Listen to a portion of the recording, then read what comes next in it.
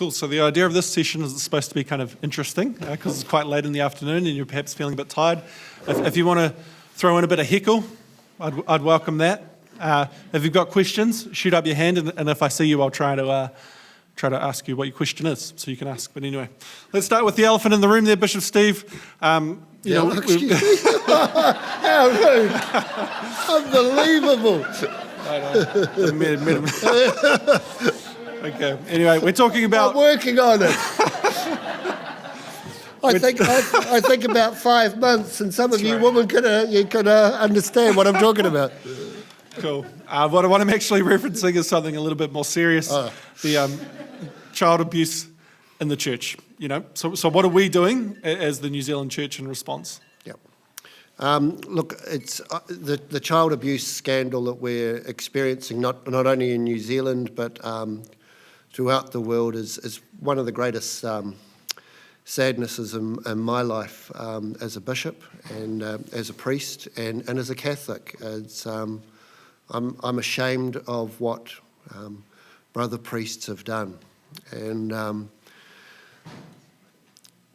what I would say, though, is the media are just giving one side of the story, and the side of the story that they're not giving is the nature of someone who abuses. And pedophilia is a sickness, child abuse is a sickness, and from my research in this, and I've done a little bit of work of this just because I've been involved in formation in the seminary, it comes back to some disruption in psychosexual development. Often the people that abuse go on to abuse themselves. This is one of the insidious effects of sexual abuse. So it's a really complex issue.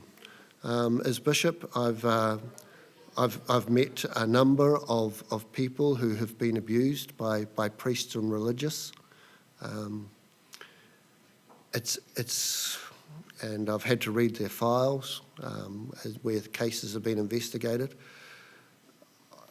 Whenever I have to read a file, I don't sleep that night. It's just really gut-wrenching to see what people have experienced.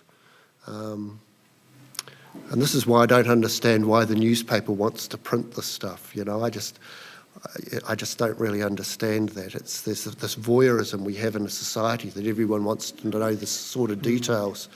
The sort of details really sicken me. The thought of hurting or harming a child is just totally abhorrent to me.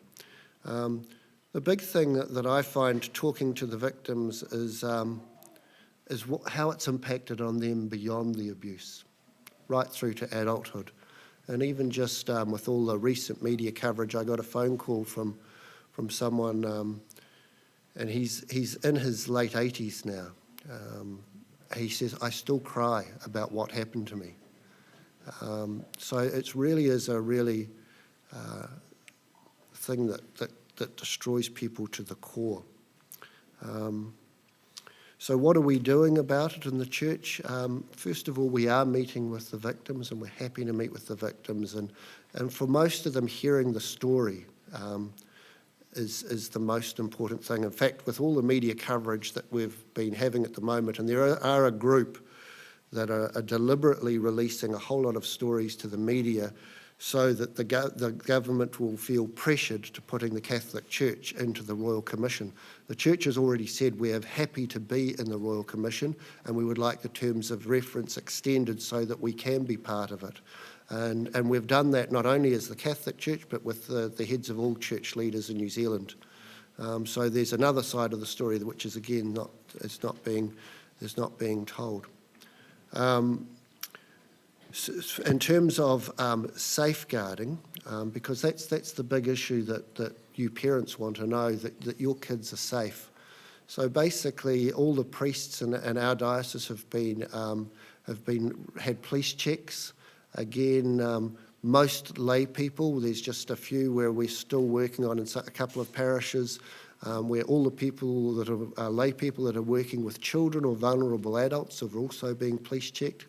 In the church nationally, we're about to roll out training, which all volunteers working with children and vulnerable adults will have to do before they're officially commissioned by their parish to work with children and young adults. So this work is well advanced.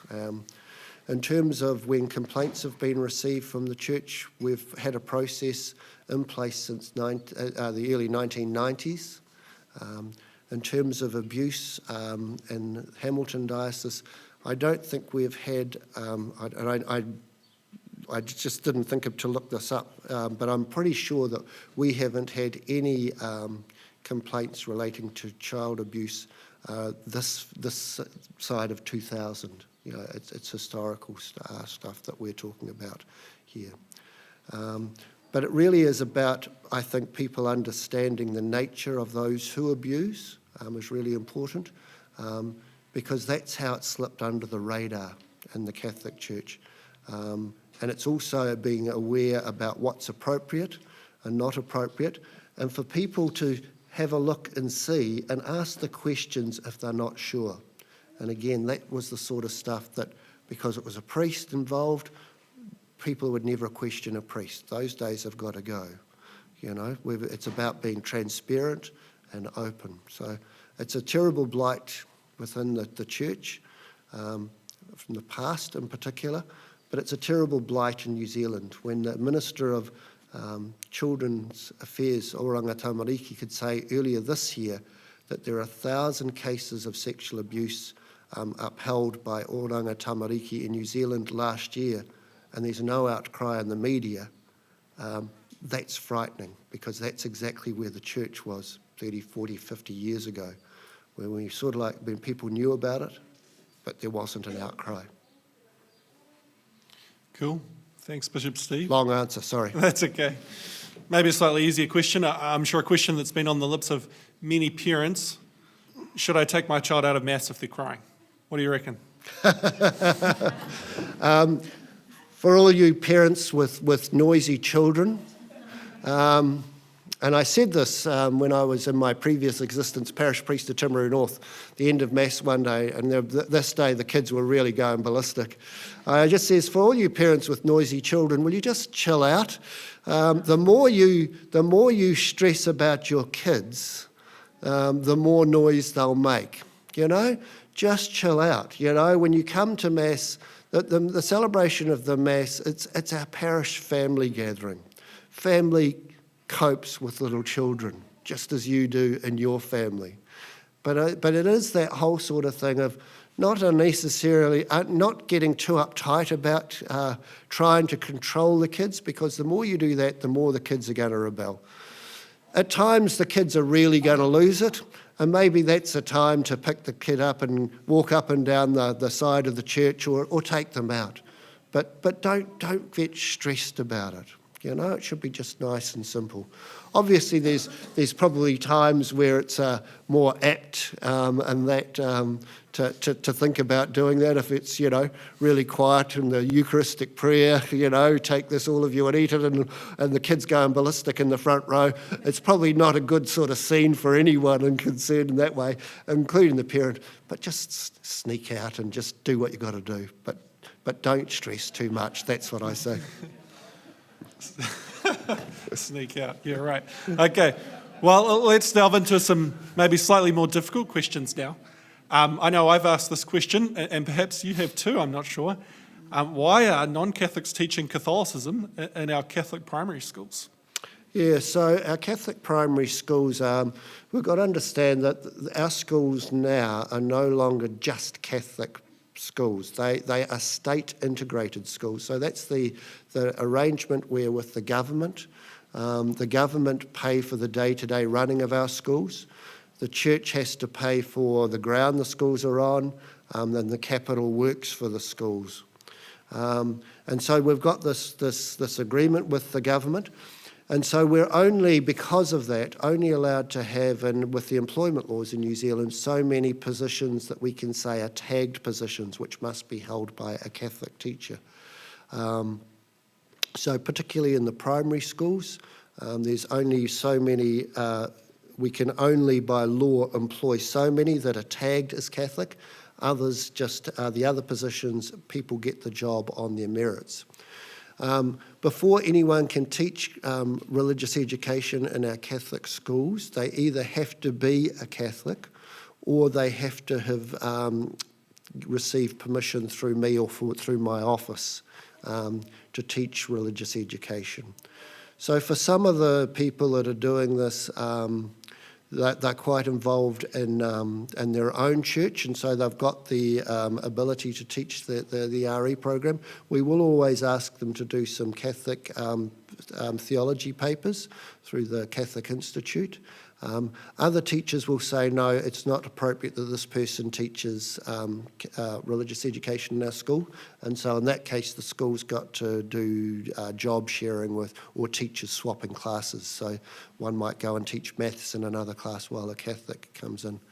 So in the end, it's like everything at school, and you remember back to your school days that there are some great teachers and some really lousy teachers, you know, whether it's maths or physics or English or RE. And so it's my hope is that our schools will play to the strengths, and particularly in terms of Catholic character and teaching the RE program. Awesome. Cool. So this weekend, and in fact the bigger push on marriage and family life in our diocese is a result of that encyclical Amoris Laetitia. And one of the terms we see in that is the family as the domestic church. So what does that even mean, the family as the domestic church? Yeah, there's a wonderful place in the Holy Land, and it's the home of Simon Peter. And in the Holy Land, they really got into Christian tourism at an early age, and all these sites were preserved. And but even today, there's all these pilgrims coming from all over the world. So in Capernaum, there's the house of Simon Peter, and they've built this church right over the top of it, and it looks like the spaceships come and landed on top of it. But you can see all the archaeological diggings down below.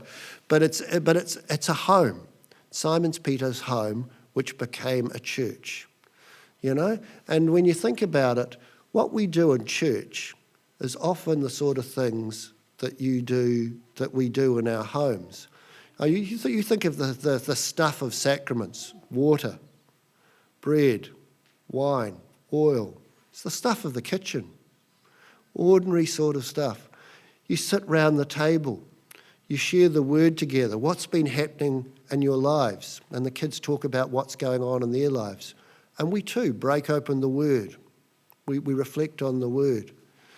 We share food together. Just as when we celebrate Eucharist, the Lord's Supper, we share his Eucharist, just as you sit round the table and share food. And it's this sitting together in the family where you become, when you're talking and you're sharing food, that really unites yourselves as a family. And so, and that's what the church is. The church is the family of God. What you experience in your family is what we should be experiencing in the church, with Jesus being the central person in that family. It's Jesus who invites us into his family, the family of all believers. And ultimately, we're on that journey to join eternally the family of God, the Holy Trinity, Father, Son, and Holy Spirit. We're called into that communion of love. And so the family too is that communion of love. You know, the Father loves the Son so much, and that love is perfect. And the Son in turn receives that love, and so he loves the Father in the same way, perfectly, totally. And the Father receives that love. And that love between the Father and the Son is so perfect that it is the Holy Spirit, that divine love that exists between the Father and the Son. And when you think about that in terms of the marriage, your marriage, husband and wife, that love that you have for each other, the love given, the love received, and the fruitfulness of that love in your children. You know, they're the living signs of your love. They're the living signs of your self-giving. I mean, everything that we do in the church, this is my body given for you. That's what you're expressing to each other when you are sexually intimate with each other. It's that beautiful act of self-giving love. So domestic church, what we do in church and what we do in the family, it's the same sort of thing, and it's building us up all together in this family, this one family, the church, the people of God, the people that are driven by the divine love of Jesus and want that fullness of love and life in our own homes as well. So it's like, if you like, it's like the two lungs, working together, breathing in and out of each other, so that we might grow in that love of God. Cool. Fun fact, Bishop Steve loves plane spotting, and in fact, he writes his own blog. What's your blog there, Bishop Steve? Will you put a plug in for it? Yeah, I'm really plane crazy. It goes back to when I was a kid. I've got 14,000 aeroplane photos. And so when some people go out shooting ducks for hobbies and things like that, a bit more exciting, I think. Yeah, I go out shooting airplanes with my camera, not with a shotgun. And so what's your blog? I've got a blog. It's called Third Level New Zealand and 3RD Level New Zealand, and it's about regional airlines in New Zealand. And you've been flying recently. Where have you just come from? Wellington. Okay, and before that? Rome. What were you doing in Rome? So for the month of October, I was in Rome. There was a synod on youth. What's a synod? A synod. You're not supposed to do the heckling. So a synod is it's in this case it's a gathering of bishops. It's a synod of bishops. It's the 15th one that's been held since the Second Vatican Council. And so there were 250 bishops from throughout the world there, also with about 60 young people from around the world, and then some priests and lay people, religious and lay people as well, that were experts in various areas of working with young people. The synod was on young people, faith and vocational discernment. And so it's something that's very dear to Pope Francis's heart, is our young people and what's happening with our young people today. Awesome, thanks for that. Well, we do have a couple of minutes left, so I did want to open it up, actually. Perhaps we've got time for a couple of questions, if someone wants to shoot their hand up. Bingo, down the back there.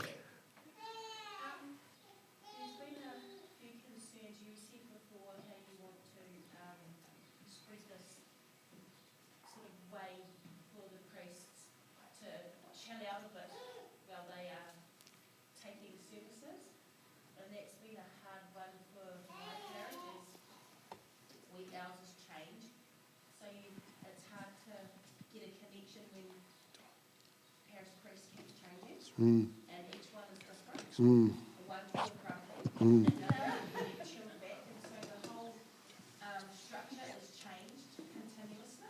You can get, as I grew up, was real strict. Like I could recite word for word the whole hour.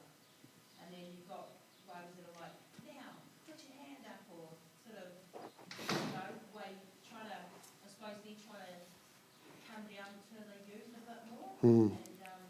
Just wondering if you can speak, if you've got something in place to actually speak to the priest and say, you've got concerns that this might be happening across our parish?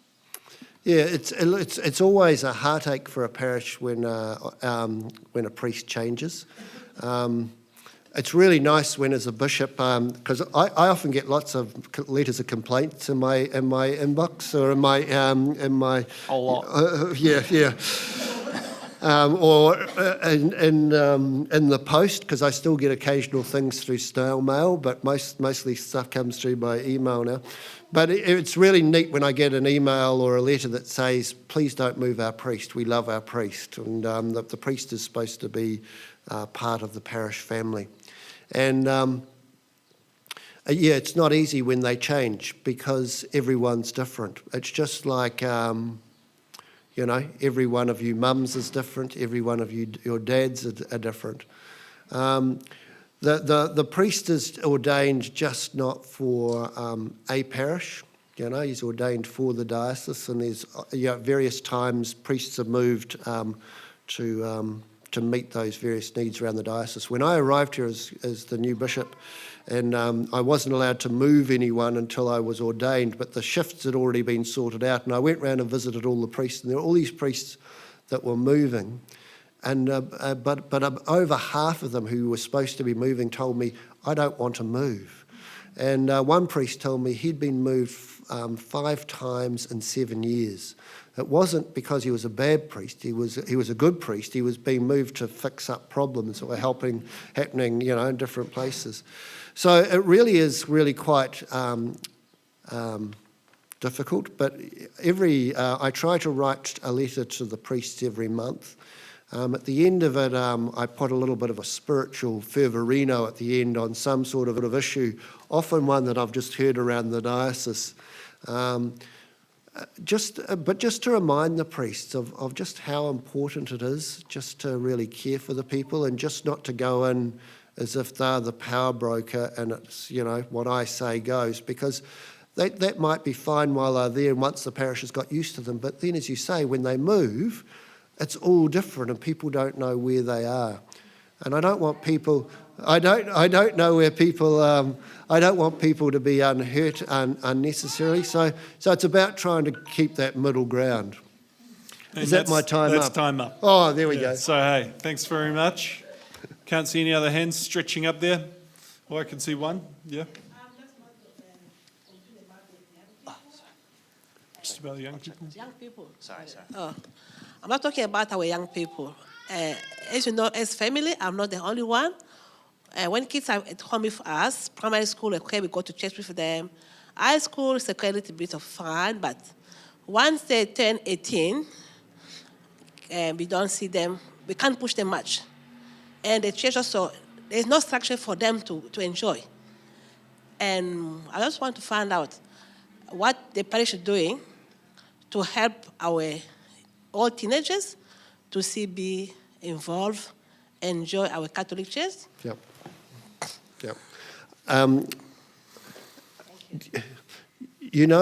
When I was a long time ago in a previous existence in a galaxy far away, when I was newly ordained, and I was in this parish in Christchurch, and I was talking to the year 8 kids at school, and they were talking about Shortland Street, and I was really mocking Shortland Street.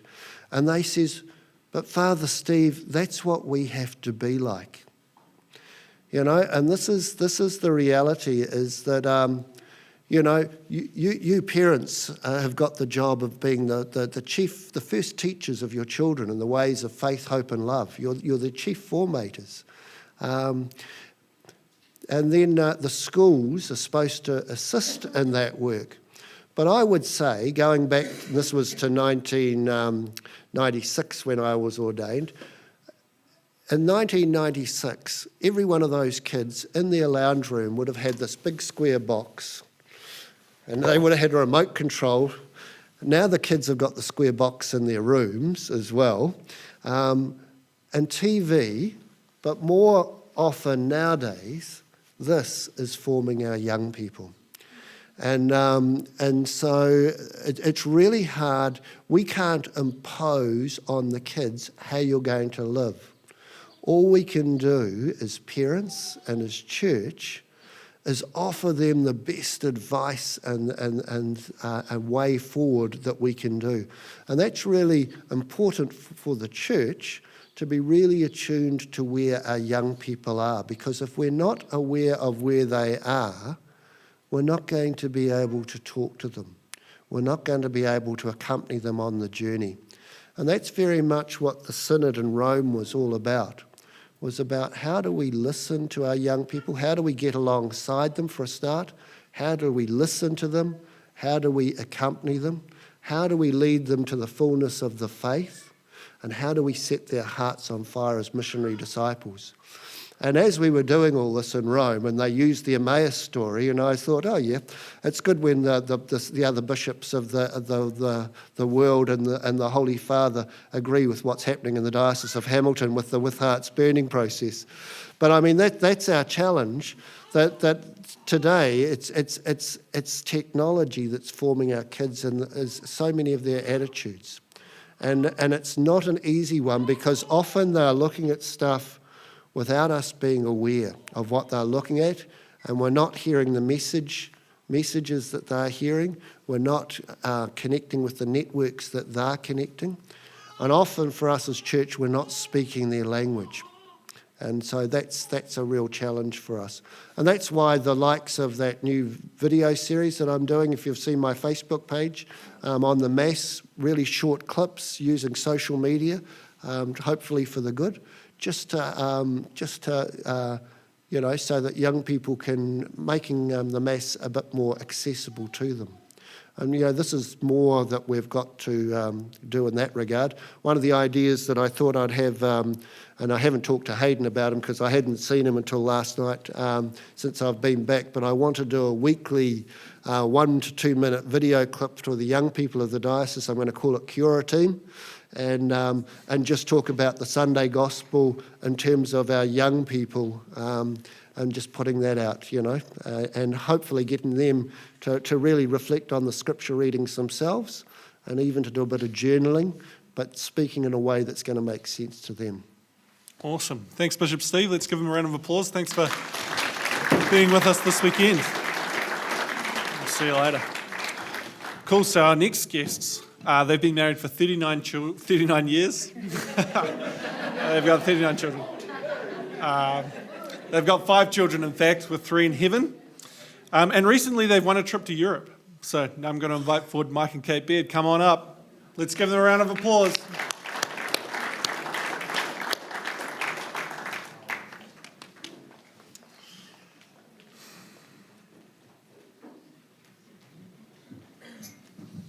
Welcome, Mike and Kate. Thank you, Alex. No worries. Hey, so I want to talk to you guys specifically, about raising children in the faith, right? Because it's a question I think that as parents we all consider a lot from time to time. I mean, it's not just a Sunday job. That's something you've told me before. And part of this mentality has come from a challenge that Monsignor Duggan gave to you, right? That's right. Well, that's going back a few years, Monsignor Hogan Oh, Monsignor Hogan, my bad. well, Monsignor Duggan. as well. Yeah. Or perhaps you want to talk about Monsignor Hogan. Yeah. I was going to talk about Monsignor I just Duggan. want to say, first of all, when we were married 39 years ago, Mike wasn't Catholic and I was. For the first 5 years of our married life, we did nothing as far as faith goes, except we had our children baptised. I went to Mass on Sunday and Mike came sometimes. That was it. We would never have gone to a family camp. We wouldn't have gone there. So there's hope. I was discussing with our parish priest at the time about our eldest child and whether she should or not go to a Catholic school. And he said something totally revolutionary. It has to start in the home. Oh, I'd never heard that before. So I had to start doing it because Mike wasn't it, so I had to do it. So we started saying grace. We'd say grace before meals, bless us, O Lord, and these thy gifts, you know how it goes. Then we started to look, okay, I need to do some program for this child who's not going to the Catholic school. So we tried a few programs which didn't work, but we thought we were doing pretty well. And then when Tony was 10, she said to us, is the Pope a Catholic? Somewhere we'd missed a few details. I didn't know. Yeah. Anyway, so that's the starting point. Cool. So yeah, it had to start in the home. So that was, in a way, a good thing for us by not choosing a Catholic school initially. Now all our children did go through Catholic schools later. It made us own it, how to form our children. And so at some point you were challenged, right? That it's faith in the home and not just on Sunday. You remember anything about that, Mike? We were 9 years into our marriage when I entered the church. So like Kate said, initially I'd go to Marathon Clinic actually on Sunday mornings, and Kate would take the children to Mass. My conversion story is another story. I won't tell that now. But I guess as I became Catholic, I started realising that I had a role to play in the family more than I had realised on our wedding day.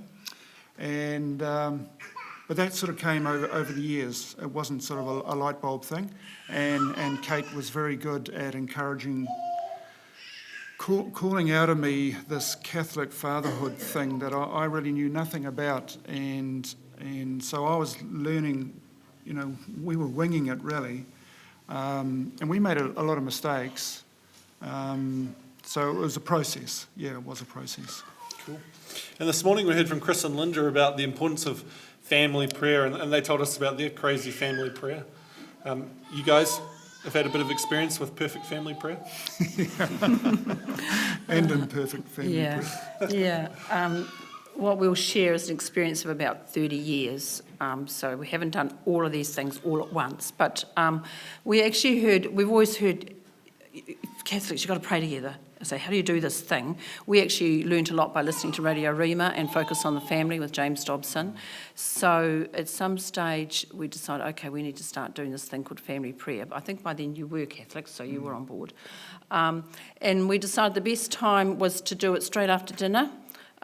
So we'd have dinner and we would leave all the food on the table and go straight into the lounge.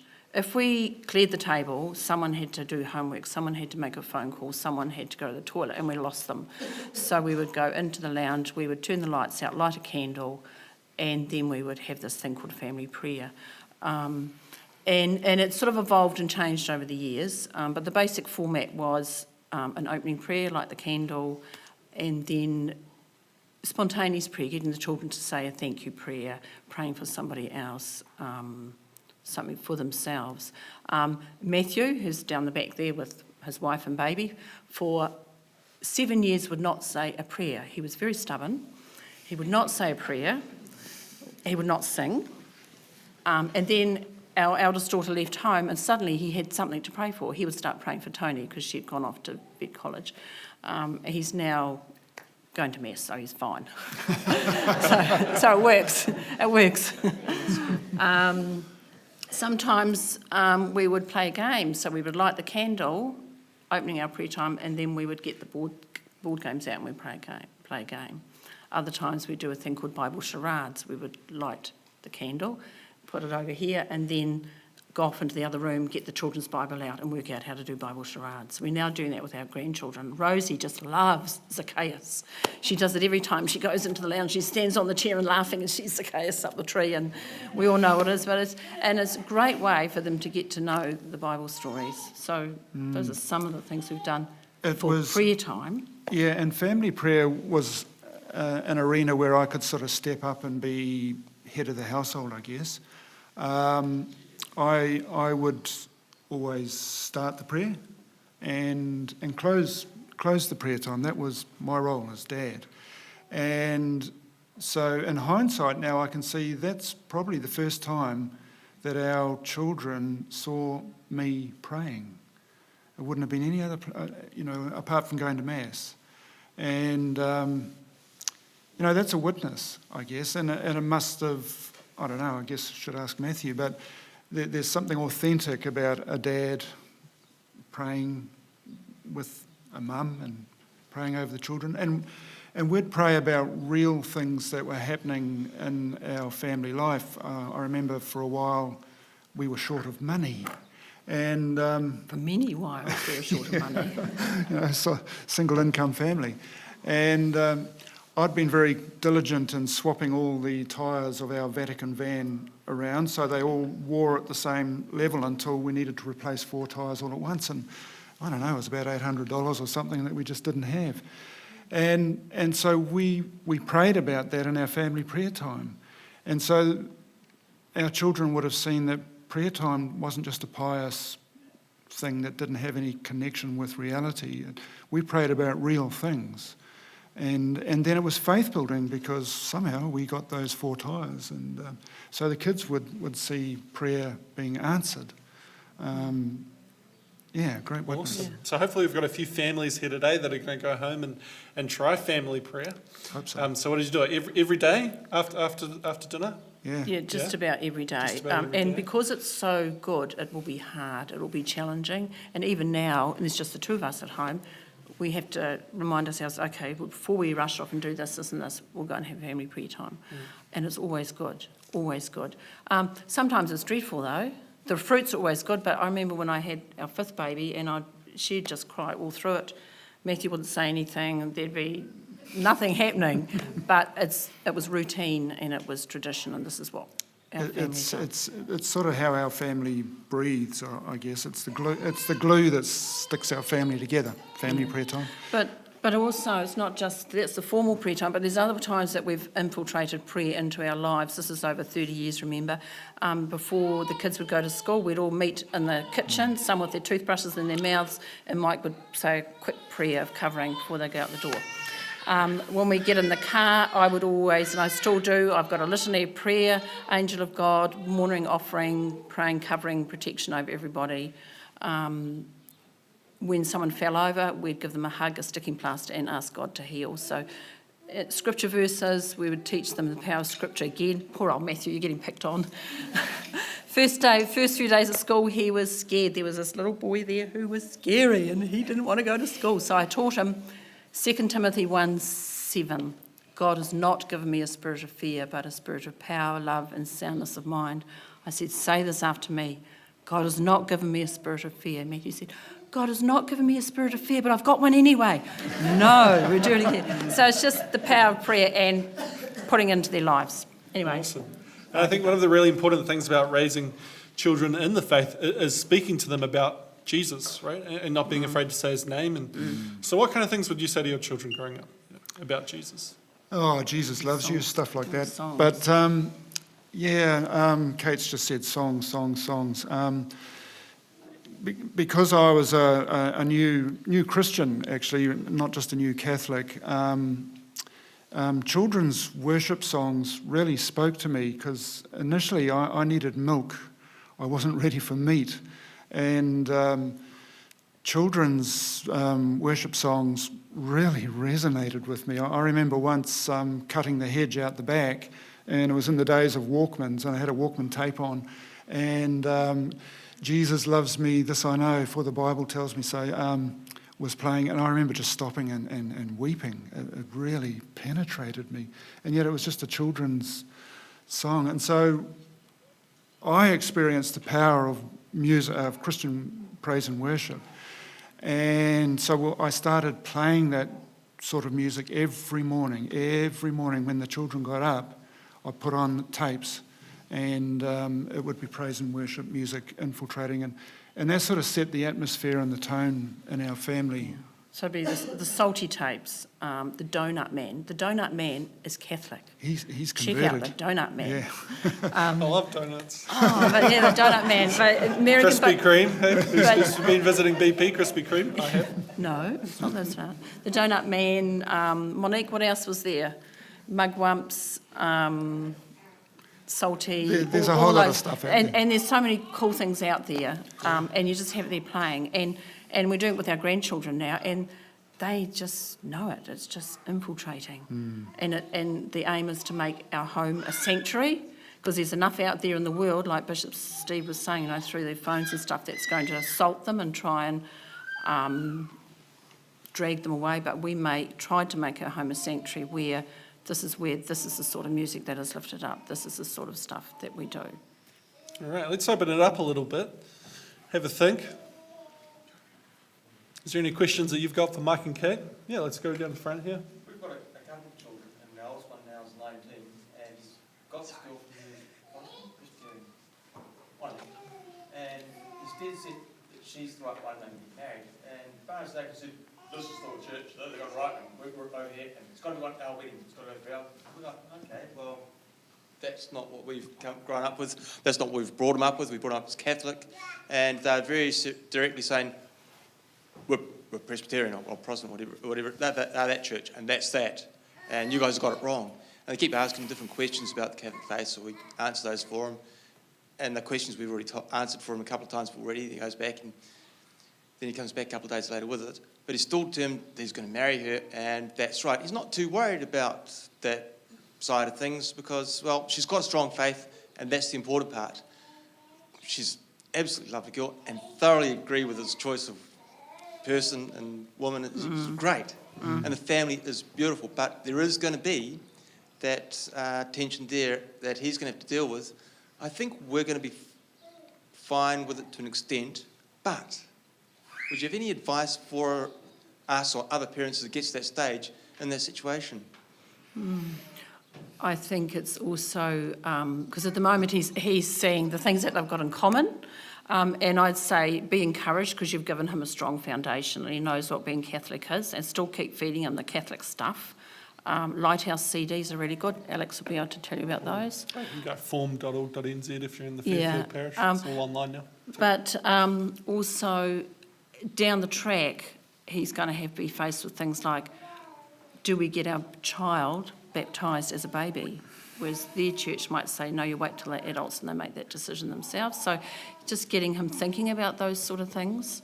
But Yeah, I can really, sympathise with where you're coming from, because basically you've described what was our wedding day. Kate was 19, I was 24, and I was a complete non-believer. And yet Kate's mum and dad, lovely, lovely people, it wouldn't have been the ideal match for them, but they totally accepted me. And in hindsight, Kate's Catholicism was actually, I actually found it quite attractive, but I wouldn't have been able to verbalise that at the time. Your son's 19, did you say? He's just a boy still, he's got a bit of growing up to do. Yeah. And whether they should get married at age 19 is another question, I guess. But not saying they shouldn't, but it's something they need to talk about. does she come to the Mass at all? Has she come to Mass? Yeah. When they're at our place, it's Mass. Yeah. When they're there, it's their church. Yeah. And they both value that from both families immensely. Yeah. And they both are very serious about, if they're going to do any sort of relationship, is marriage. It's one of those things, it's one of those things that has to come from the inside out. It can't be forced from the outside in. So, I mean, you just go on your knees, which I'm sure you're doing, and but love your future daughter-in-law, and that's what brought me into the church, was love and acceptance of people who are unapologetically Catholic. And I knew nothing about Catholicism, let alone Christianity, but I saw these people accepting me for who I was. And that's a powerful magnet, I'll tell you.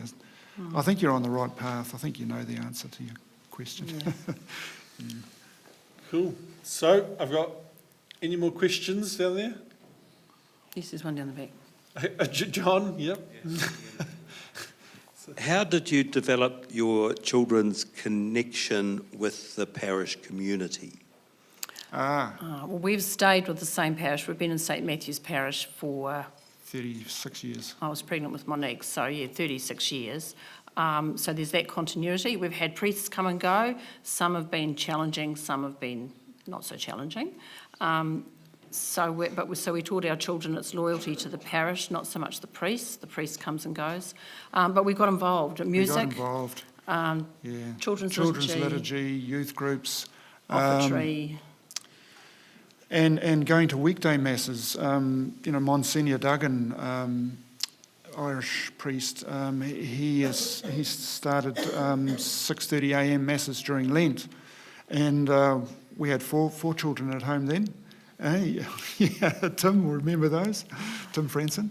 And so we took the children along to that. It happened for about 3 years, didn't it, for the whole of Lent, and then there was a breakfast after the mass, and us dads went off to work, the kids went off to school. So the children saw that parish wasn't just a Sunday affair. St Matthew's is a bit different because we don't have a school, so we haven't got that heartbeat happening during the week. So we really had to work at getting our children involved in the parish outside of Sunday. So they've got a stake in the parish, so it's start off by, as a family, taking up the offertory. We did church cleaning for a while, and for years we had church cleaning lollies in our glove box, and they only came out the day we were cleaning the church. You all had a lolly before we cleaned the church and a lolly when we finished cleaning the church. So they were owning the church by cleaning it, because it's great. You want to be great in God's kingdom, you clean the church. Yeah. The other thing is, what was I going to say? No, it's missed. That's all good. So Yeah. finally, my final question then is what's your challenge to families for this weekend? Our challenge, I guess, would, if you're going to walk away from here with one thing from what we've been talking about, it would be family prayer. Fight for it. You will have to fight for it if you're not already doing it. But the benefits from it are eternal, seriously. And it establishes the Catholic culture because it's a day by day by day thing, and it stops Sundays being a battleground.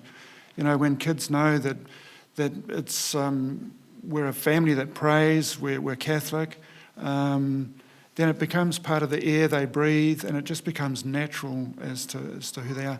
Family prayer is pivotal. Yeah, in that. and we had French girls staying with us for 5 months and 2 months in the last couple of years, and we would have family prayer, and they would sit in. They never said boo, but they sat in, and one of them in particular would be saying, "It's so lovely hearing you sing," because they never hear their mums and dads sing back in France. So you just never know what the witness is. But just a simple formula. We finish off with an Our Father, Hail Mary, Glory Be, pray for the bishops and the priests, pray for the Pope, and sing a song.